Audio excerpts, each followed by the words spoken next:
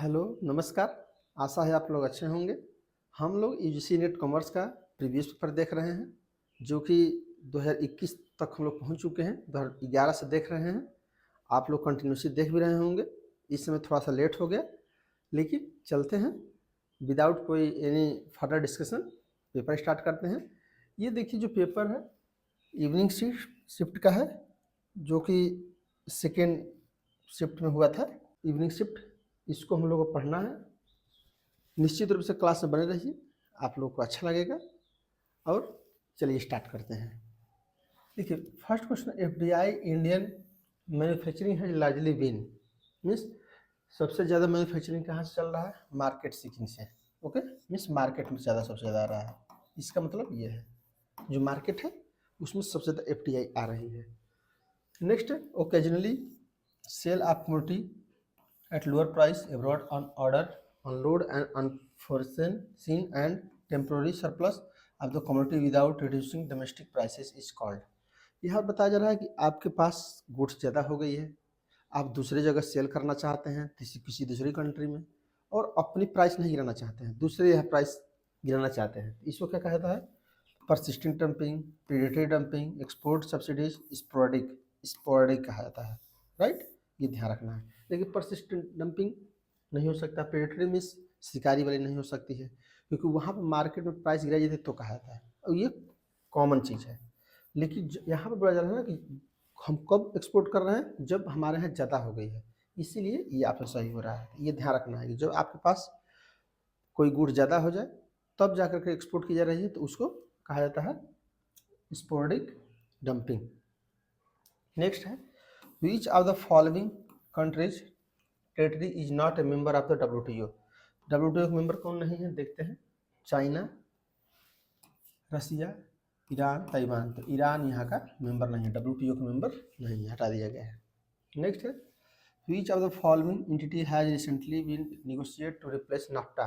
देखिए, नाफ्टा जानते हैं कि 1 जनवरी 1994 को इस्टेब्लिश हुआ था। नेक्स्ट पे, इफेक्ट फ्रॉम जुलाई 2020। तो ये कौन है?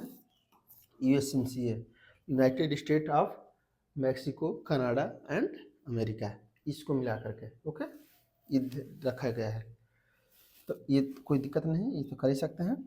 नेक्स्ट है, amalgamation adjust not account, adjust account as per recording. यहाँ पूछा जा रहा है कि अमलगमेशन, जब दो कंपनी होती हैं, कोई ए है बी है, इसका अमलगमेशन हो रहा है, तो ये कैसे रिकॉर्ड होती है? यहाँ पर देखा, capital reserve in the books of the transferee company, general reserve in the books of the transfer company, statutory reserve in the books of the transferee company. ये आपका सही है। स्टेचुरी रिजर्व जो होता है वो ट्रांसफरी कंपनी में जाता है, ये आपका ऑप्शन सही हो जाएगा। रिवेन्यू रिजर्व, ये सब कोई मतलब नहीं है। राइट, स्टेचुरी रिजर्व ध्यान रखना है। ओके, नेक्स्ट है, अकाउंटिंग स्टैंडर्ड थर्ड। ध्यान दें, थर्ड किस लिए है? ये बताता है कि mandatory accounting period beginning which of the following enterprises revise. ये ये कब रिवाइज हुआ था?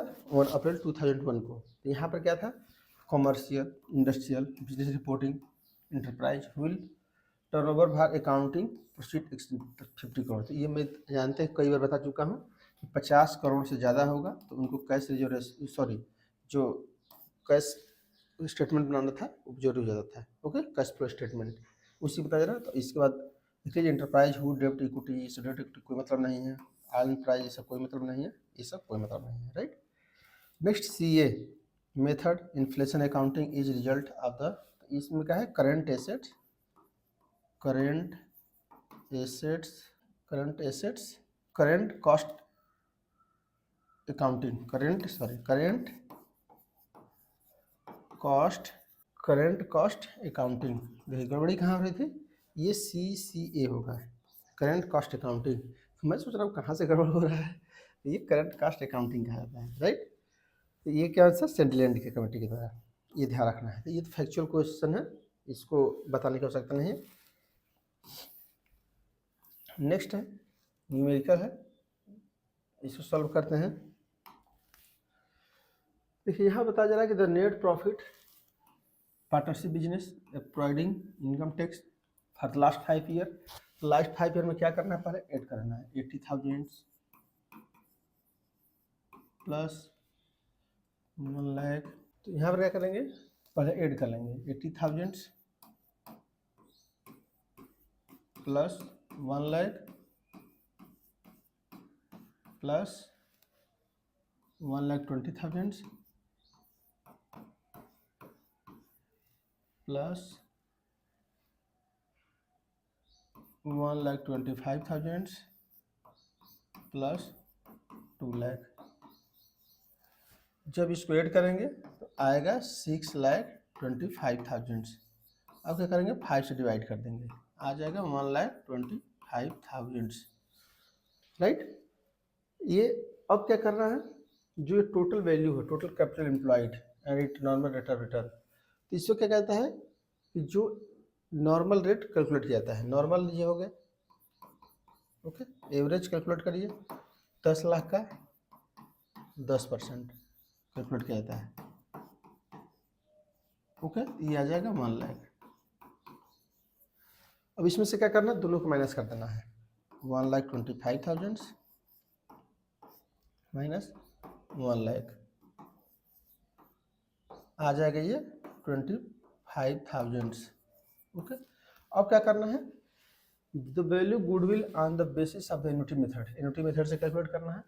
Taking the present value of annuity 5 years 10% is 3.7907। तो ये क्या करना है, इसमें आप मल्टीप्लाई कर दीजिए 3.7907। अब जो वैल्यू आएगी, तो वैल्यू कितना जाएगी, ये वैल्यू आ जाएगी 94,770 रुपीज़। तो ये आपका आंसर सही हो जाएगा, right.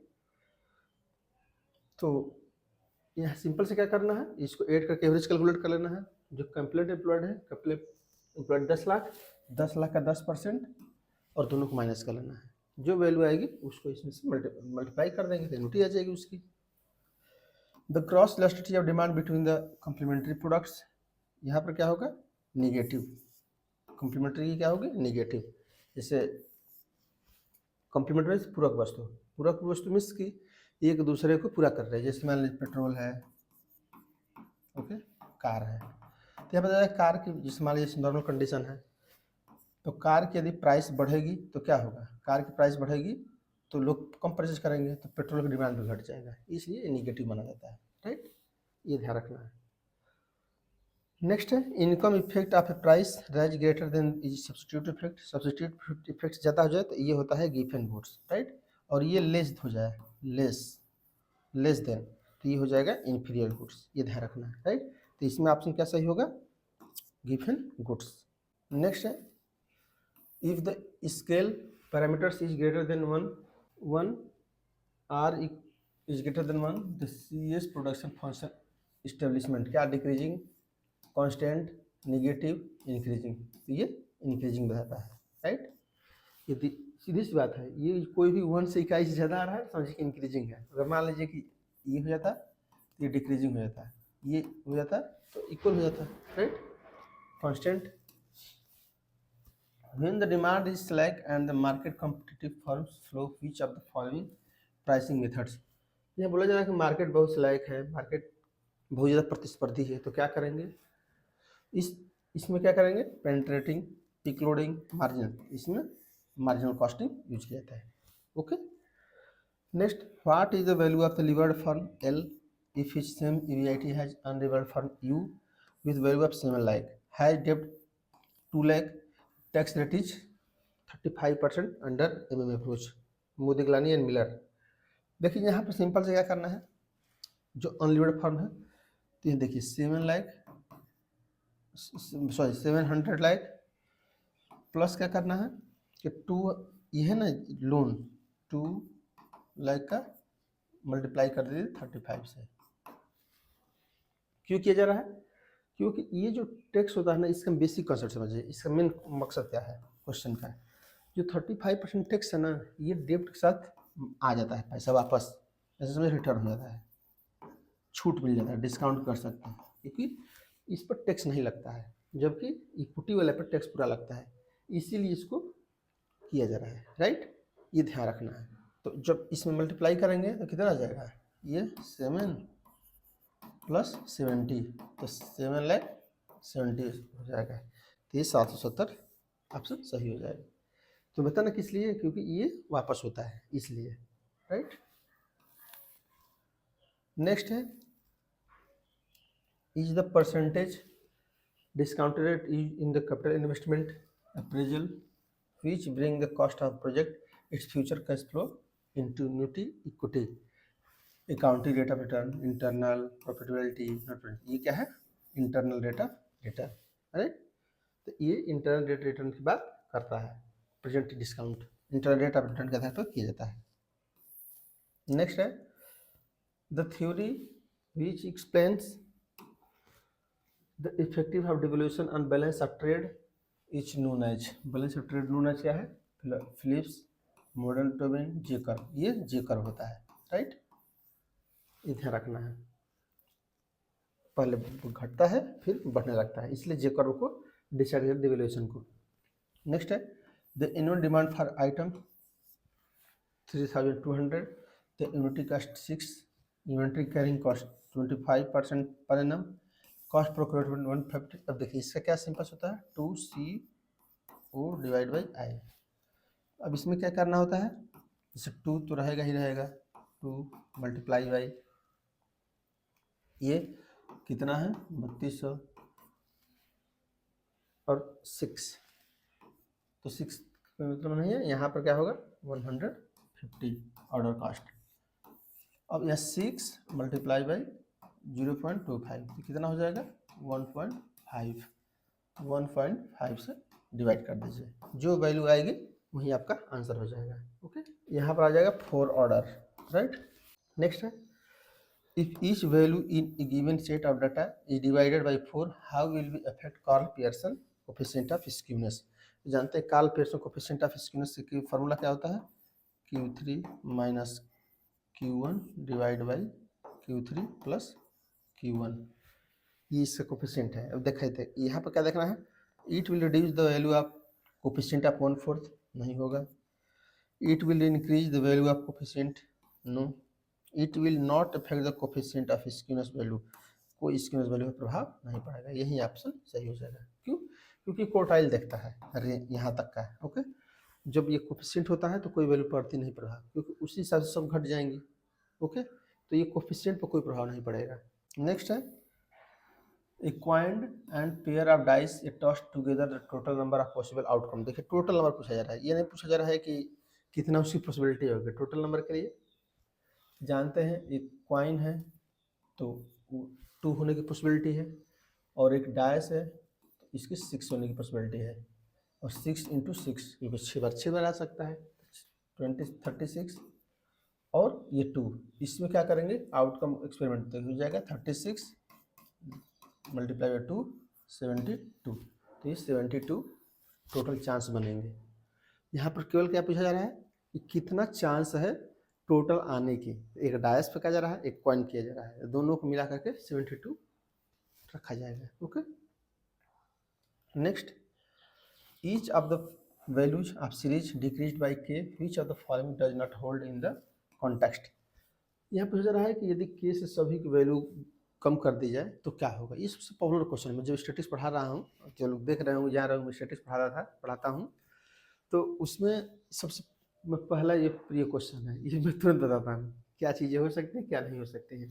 The quartile deviation does not change, the coefficient of quartile deviation remain change, the lower of upper quartile values is increase by k, the quartile coefficient of dispersion rise. यहाँ पर क्या होगा, the coefficient quartile deviation is unchanged. वही question का यहाँ पे आगे और किया जा रहा है, राइट, क्योंकि वहाँ पे किया जा रहा है चेंज, यहाँ पर भी, तो यहाँ भी अनचेंज हो जाएगा। ओके, देखिए नेक्स्ट क्या है, फॉर, थोड़ा सा इस क्वेश्चन है थोड़ा सा ऊपर कर लेते हैं इसको। For a binomial distribution with n equal to 3 q equal to the mean and variance. देखिए मीन का फार्मूला क्या होता है, NP। ओके, और वेरिएंस का फार्मूला होता है NPQ। तो देखिए एन और पी तो पता ही है, एन और क्यू, पी हम लोग कैलकुलेट करना है प्रोबेबिलिटी। ये क्या है, घटना घटने न घटने की प्रोबेबिलिटी क्या है। अगर मान लीजिए कि घटना न घटने की प्रोबेबिलिटी 0.7 है, और जानते हैं कि कोई भी इंसिडेंट होने की प्रोबेबिलिटी कितनी होती है, 1 होती है। तो घटना होने की प्रोबेबिलिटी कितनी होगी, 1/7 मीन्स 0.3, यही तो होगा। क्लियर है। अब फिर समझ लीजिए कैसे कैलकुलेट होती है। ये जो पी है ना, ये प्रोबेबिलिटी है किस बात की, हैपन ऑफ इंसिडेंट, इंसिडेंट होने की कितनी प्रोबेबिलिटी है, और क्यू क्या है, नॉट प्रोबेबिलिटी, नॉट। इसका मतलब ये क्या बता रहा है कि घटना न घटने की प्रोबेबिलिटी कितनी है, 0.7, और टोटल प्रोबेबिलिटी कितनी होती है, 1। ये तो पढ़ते ही होंगे, किसी भी घटना घटने की न घटने की प्रोबेबिलिटी 1 होती है। मतलब कोई निश्चित हो जाए कि घटना घटेगी तो वो 1 हो जाएगी, राइट। अब कोई निश्चित हो जाए कि नहीं घटेगी तो 0 हो जाएगी। तो 1 में से माइनस कर देंगे तो इसलिए 30 आ गया है, राइट। अब देखिए कोई सब वैल्यू आ गई, सभी वैल्यू। अब क्या करेंगे, इसको कैलकुलेट करने के लिए एन है 30, 0.30 तो 9 हो जाएगा। तो 9 देखिए, या तो ये सही होगा या तो ये सही होगा, तो 9 आ गया। फिर इसकी जगह पे क्या लिखेंगे, 30, पी की जगह पे ये क्या है 0.3 आ रहा है, और क्यू की जगह पे 0.7 है। तो इसका देखिए 9 आ ही रहा था, 0.7 कर देंगे तो 63, ये हो जाएगा 63 पॉइंट। ओके, ये पॉइंट में है ना, पॉइंट में आ जाएगा। तो ये आपका ऑप्शन सही हो जाएगा। फिर समझ लीजिए क्या करना है, क्योंकि ये छोटा क्वेश्चन है, इंपॉर्टेंट है। देखिए जो छोटा क्वेश्चन होता है बहुत इंपॉर्टेंट होता है, हो सकता है नेक्स्ट कभी भी आ सकता है। यहाँ पर केवल क्या करना है कि एन हमको टोटल वैल्यू दिया गया है, क्यू घटना न घटने की प्रोबेबिलिटी दी गई है 0.7। हम इसमें से क्या करेंगे, घटना होने की प्रोबेबिलिटी कैलकुलेट कर लेंगे। अब जानते हैं 1 में से माइनस कर देंगे, 1 घटना पूरे कंप्लीट घटना घटेगी तो 1 है, तो 0.3 आ जाएगा न होने की प्रोबेबिलिटी। अब सब वैल्यू आ गई, और ये फार्मूला पहले बता दिया था, मीन की फार्मूला एनपी होता है और वेरिएंस का फार्मूला एनपी क्यू होता है, राइट। और मान लीजिए कि वेरिएंस है, स्टैंडर्ड से होता है ऐसे, simple. Next, a type of validity based on the showing the scores on the test predictors are related to job performances, test validity, criterion validity, content validity, constant, ये क्राइटेरियन होती है, right. Scores के लिए होता है तो criteria दिखाता है, क्राइटेरिया, ओके। और कंस्ट्रक्ट कब दिखाता है, किस प्रकार से आप इसका निर्माण किए हैं, वो कंस्ट्रक्ट दिखाता है। नेक्स्ट है, which of the following is not character of the transactional leaders, कौन कौन से करेक्टर्स हैं ट्रांजेक्शनल लीडर के। Give personal tension, trades each employ individually, सभी को अलग अलग तरीके से ट्रीट करना, इंटेंशन अलग अलग रखना, एब्डिकेट्स रिस्पॉन्सिबिलिटी को हटाना, एवॉइड डिसीजन मेकिंग को सोचना कि एवॉइड करना, intervene only when the standard are not meet, intervene तब करना जब स्टैंडर्ड नहीं प्राप्त कर पा रहे हैं, कॉन्ट्रैक्ट एक्सचेंज और रिवार्ड फॉर एफर्ट्स, तो contract exchange of rewards of efforts तो हम कब करेंगे, जब एफर्ट्स पर्याप्त नहीं हो रहा है तब। यहाँ पर केवल क्या है, फर्स्ट प्रश्न हम लोग नहीं देखते हैं ट्रांजिशनल लीडर में, ओके। नेक्स्ट है, stress goal that challenge people achieve high level of success in current activities in known as control state goal, cluster state goal, vertical, इसको माना जाता है वर्टिकल, राइट। नेक्स्ट है, usually in which of the following performance appraisal techniques such self rating, देखिए self आ गया ना, मतलब स्वयं से देंगे, निगेटिव को रिलेटेड तो ये क्या हो जाएगा, self rating, simple self rating self. 365 degree में क्या होता है, ऐसे समझिए कि सेल्फ दिया जाता है, पीयर टीम के द्वारा दिया जाएगा, सुपीरियर को दिया जाएगा, और जो सुपीरियर होंगे और जो आपके सबऑर्डिनेट्स होंगे, और सभी 90 डिग्री पर होते हैं, ओके। इसलिए 365 डिग्री इसको कहा जाता है, ओके। तो कभी पूछा जाए तो इसको आप ध्यान में रखिएगा। which one of the following statement is true about the risk consideration of per capital requirement under Basel second norms। देखिए फर्स्ट नॉर्म्स आप जानते हैं कि 1974 में ये इशू हुआ, फर्स्ट नॉर्म्स 2004 में सेकेंड नॉर्म्स आया, ये गवर्नर 10 देश के गवर्नर मिले और उसके आधार पर कंट्रीज के, और उसके आधार पर ये बनाया गया है। अब इसमें पूछा जा रहा है कितने टाइप्स के होते हैं, तो ध्यान रखिए credit risk, interest risk, foreign risk ये नहीं होता है। क्रेडिट रिस्क, मार्केट रिस्क, हाँ ये होता है, राइट। ऑपरेशन, ये इसको याद रखिए, क्रेडिट रिस्क, मार्केट रिस्क और ऑपरेशनल रिस्क, ये 3 प्रकार के रिस्क को बेसल नॉर्म्स में कंसिडर किया गया है। ओके, नेक्स्ट है which one of the following is not a characteristics of mutual funds. कौन से म्यूचुअल फंड से कैरेक्टरिस्टिक्स नहीं है। कंसिस्टेंट इन्वेस्टमेंट प्रोसेस सही है, strong fund management, diversity in interest rates, differences from the interchange, interest rate diversification नहीं है, right. जो भी इंटरेस्ट मिलेगा वो इससे मिलेगा, इसलिए ये नहीं है। ओके, नेक्स्ट है which of the following statement is false. कौन से स्टेटमेंट फॉल्स है। Capital market is market miss medium long term, सही बात है।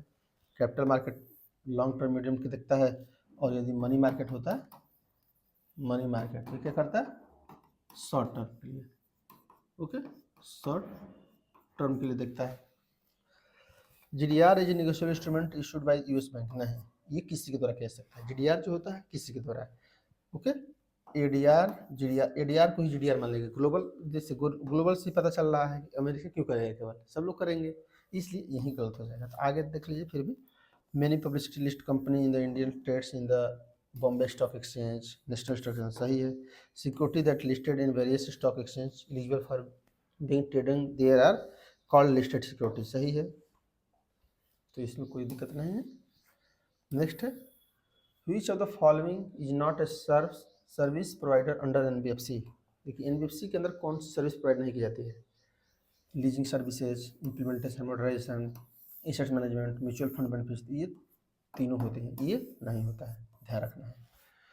और बैंक और एनबीएफसी में डिफरेंस करना हो तो ध्यान रखना है, डिमांड डिपॉजिट नहीं करते हैं और चेक इशू नहीं करते हैं, ये 2 चीज़ ध्यान रखना है। अगर आपसे पूछा जाए कि बैंक और इसमें क्या डिफरेंस है, तो ये दोनों में डिफरेंस यही है कि डिमांड डिपॉजिट्स और चेक इशू नहीं करते हैं एनबीएफसी, राइट।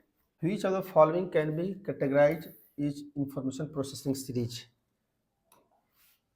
कौन से कैटेगराइज की जाती है, legal service, health, education, management consultancy, ये लीगल सर्विस है, राइट, कैटेगराइज की जाती है इंफॉर्मेशन सर्विस प्रोसेसिंग सर्विस में। Which is the following not about of rural market. Rural market कौन सा गलत है, print media is not necessary impactful rural market, तो पहला ही गलत हो गया, लेकिन फिर भी आगे पढ़ लेते हैं। Rural customer is price sensitivity, सही बात है, रूरल जो कस्टमर होते हैं प्राइस को लेकर बहुत सेंसिटिव होते हैं। नो सिग्निफिकेंट चेंज में be required in the advertising copy, advertising में कोई ज़रूरत नहीं है चेंज करने की। Product should be simpler, easy use, service and maintain, product ऐसा चाहिए जो ईजी हो, सर्विस करना भी ईजी हो, मेंटेन करना ईजी हो, ये ऑप्शन आपका सही हो जाएगा। नेक्स्ट है which of the following is not a true supply chain management approach. कौन सा ट्रू अप्रोच नहीं है सप्लाई चेन में। Joint reduction in the channel inventories, तो ज्वाइंट रिडक्शन कमी आती है चैनल इन्वेंट्रीज में। Large breadth of supplier based on increase competition and spread risk, ये होता है कंपटीशन इंक्रीज नहीं होता है, राइट, वैल्यू चेन में। अब मान लीजिए कि बहुत ज़्यादा सेल करने वाले आपके गुड्स हो जाएंगे तो कंपटीशन थोड़े होगा, कंपटीशन तब होता ना दूसरे गुड्स होती है, तो इसलिए गलत हो जा रहा है। जब एक ही गुड्स को कई लोग बेच रहे हैं तो क्या फ़र्क है, चाहे यहाँ बेचे चाहे बेचे, आपके हिसाब से तो सब सही है, कोई भी बेचे, okay. Risk and reward are shared a long term, ये भी सही है। Company is inter model transportation to each the their markets, ये भी सही है, right. Next which of the following true is consumer. Consumer के लिए क्या सही है, consumer are rational and think linear manner में नहीं सोचता है, ये एक मल्टीनेशनल सोचता है, लीनियर मीन्स एक लाइन में नहीं सोचता है, ओके, यही गलत है। नेक्स्ट है culture society have relationship to consumer through and feelings, तो कल्चरल जो सोसाइटी होती है वही सोचती है थ्रू फीलिंग्स के अनुसार। Consumer can be motivate by belief and इंटेलाइज message way are the marketers desire, consumer can explain their thoughts and behaviour, तो कंज्यूमर अपने थॉट करता है बिहेवियर के अनुसार। यहाँ पर क्या है, कल्चर एंड सोसाइटी है relationship to consumer through and feelings, ये समाज का संस्कृति और समाज जो समाज है या संस्कृति है वो सभी फीलिंग्स थॉट व्यवहार पर प्रभाव डाल देती है, ये आपका सही है, ओके। नेक्स्ट है the amount of penalty for making false statement to competition commission person who is party of combination shall be between 150 lakh to 1 crore. ये इसका पेनल्टी चार्ज है, 50 लाख से 1 करोड़ तक आपको चार्ज देना पड़ता है penalty. An minor tax loan, minor है जो टैक्स लोन लेता है 4000 का, फ्रॉम बी ड्यूरिंग ही मिनोरिटी अनअटेनिंग मेजोरिटी, जो मेच्योर हो जाता है, वयस्क हो जाता है। बी फॉर फर्दर लोन 3000 लेता है। B gives the loan as obtain from a combined promise note 7000 for the 2 loans, this consider as the valid contract. Simple से यहाँ पर बताया जा रहा है कि एक माइनर है जो कि लोन लेता है और वह लोन 3000 का लेता है, लेकिन जब वो माइनर नहीं रहता है, मेच्योरिटी में आ जाता है, तो उस समय वो जाके लेता है और लोन, मतलब पहले 4000 का लेता है, बाद में वो 3000 का लेता है। तो इन दिस कंडीशन में क्या होगा, 7000 का लिखता है, तो ये वैलिड कॉन्ट्रैक्ट है क्योंकि बाद में जाके लिख दिया है, राइट। इसका मतलब उसकी सहमति कर रहा है। Next, which among the following essence of the information technology act is not A correct statement. तो इंफॉर्मेशन टेक्नोलॉजी एक्ट के अंतर्गत से कौन कौन से जानते हैं, 2000 है information technology act. Legal recognition of electric, सही है। Any contract for the sale of conveyance in movable property any interest such as, देखिए यही सही हो जाएगा, क्यों, क्योंकि इसमें कोई डिजिटल ला ही नहीं रहा है। देखिए जैसे इसमें legal recognition of digital, justice dispense of system, cyber crime system, ये भी सब सही है, लेकिन ये नहीं है, ये कॉमन कॉन्ट्रैक्ट एक्ट है, कॉन्ट्रैक्ट एक्ट 1872 की बात बताई जा रही है। Which one of the following is not included in the terms of work under competition act, sorry copyright act. देखिए कॉपीराइट एक्ट 1957 के अनुसार क्या है, cinematography film, layout design integrated, sound recording, dramatic work, ये क्या है, ये नहीं होता है। सिनेमेटोग्राफी जानते फिल्म होती ही है, साउंड रिकॉर्डिंग साउंड जानते, देखिए कॉपीराइट आ जाता है कोई भी, और ड्रामेटिक वर्क में भी आता है, ये नहीं होता है, right. Tax audit compulsory case in person in professional which is gross of, कितना हो जाएगा, 50 लाख, ध्यान रखना 50 लाख से ज़्यादा हो जाएगा तो आपको, डॉक्टर हैं वकील हैं तो आपको अकाउंट को ऑडिट कराना पड़ेगा। ओके, नेक्स्ट है maximum tax free limit payment received under the voluntary retirement scheme, ये 5 लाख है, 5 लाख ध्यान रखना है। ओके, नेक्स्ट है A is resident in India age 60 years earn agriculture income 5 lakh, non agriculture income 3 lakh during the previous 2019-20 what is the liability of it. देखिए तो liability calculate कर सकती है क्योंकि उस समय स्लैब में आ रहा था, लेकिन आप जानते हैं कि इसमें तो 12 लाख तक चल रहा है टैक्स फ्री, तो इसमें कोई नील हो जाएगा, ये ध्यान रखना है। ओके, प्रेजेंट टाइम में क्योंकि उसकी उस समय भी चल रही थी, इस समय 12 लाख तो है ही, तो कोई दिक्कत है नहीं। जानते हैं 5000 से ज़्यादा हो जाता है तो एग्रीकल्चर इनकम ऐड करना पड़ता है। Next, any planning of tax which aims to reducing tax liability in legal recognized permissible by way be termed as an instance of tax planning, tax avoidance, tax evasion, ये क्या है, tax avoidance है, right.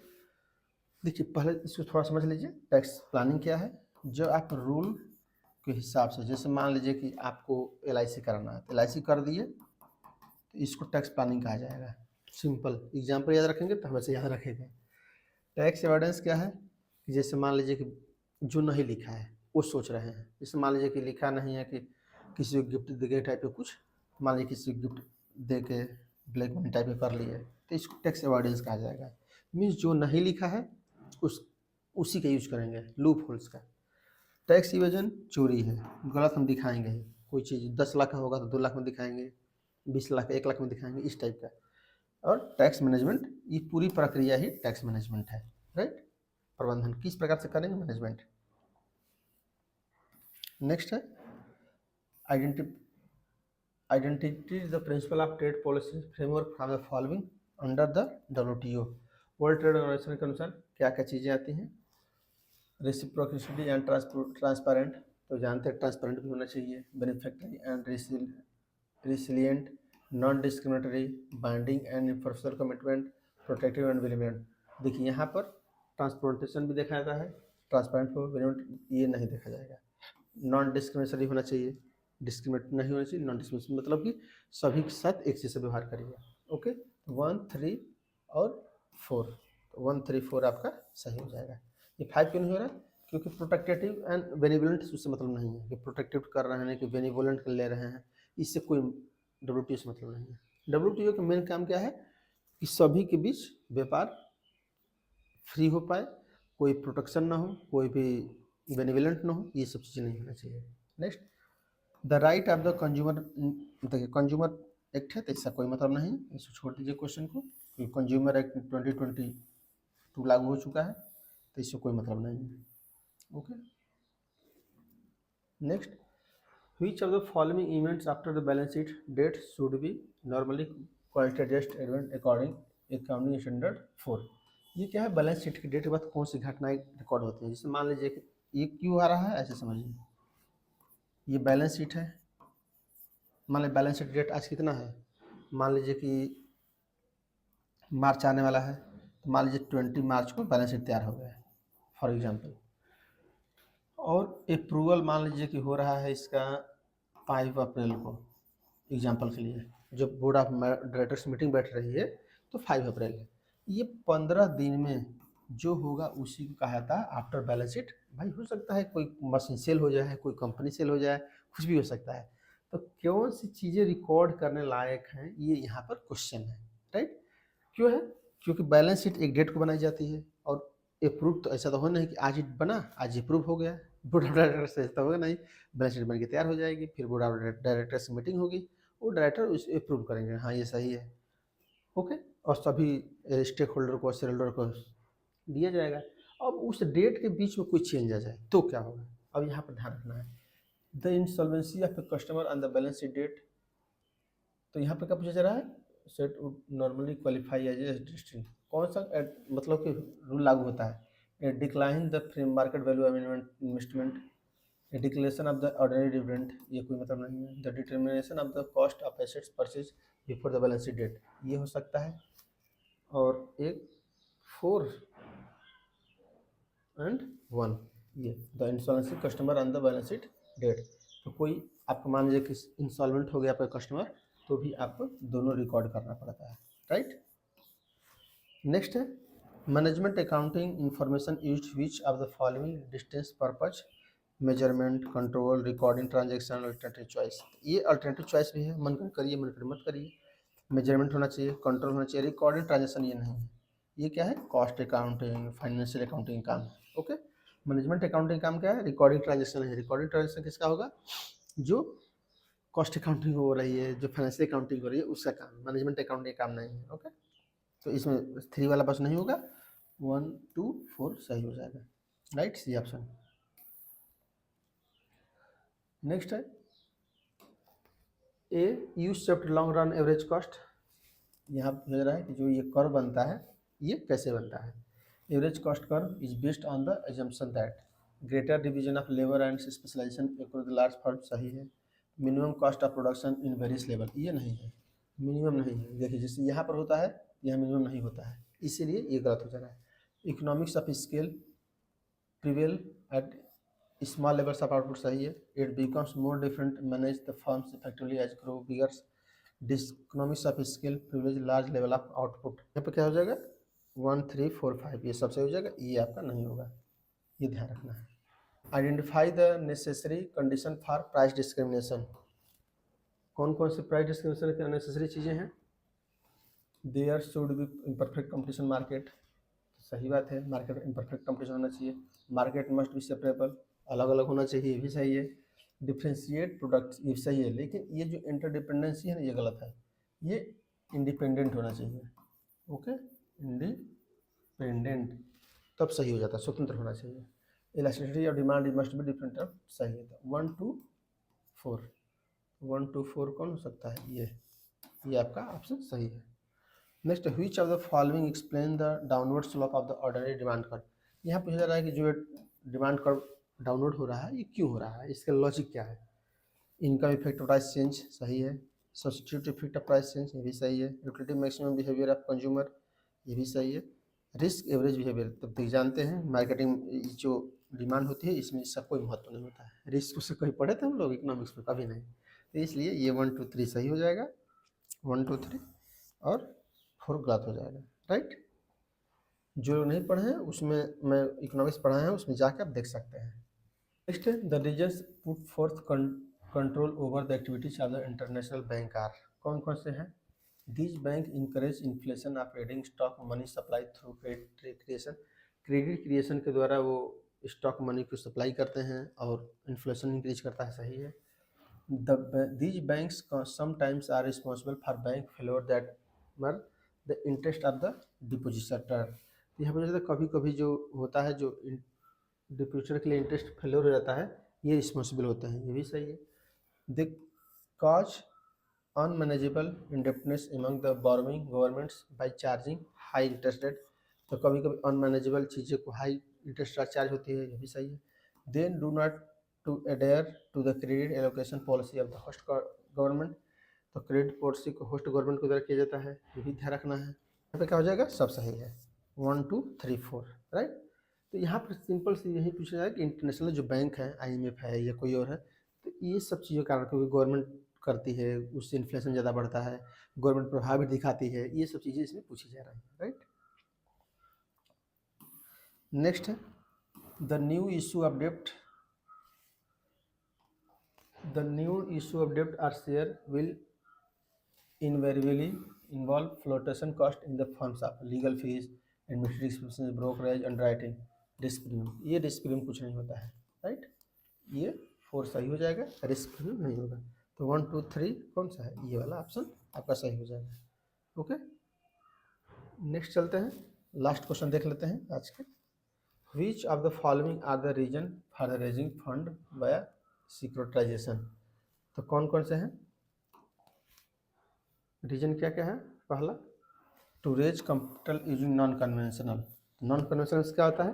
जैसे profit को अपने पास रख लेना, okay, non conventional तरीका है, ऐसे समझिए। जो प्रॉफिट हो रही है कंपनी की, वो अपने पास रखना नॉन प्रॉफिट, तो इस सिक्योरिटी का कोई मतलब नहीं है, राइट।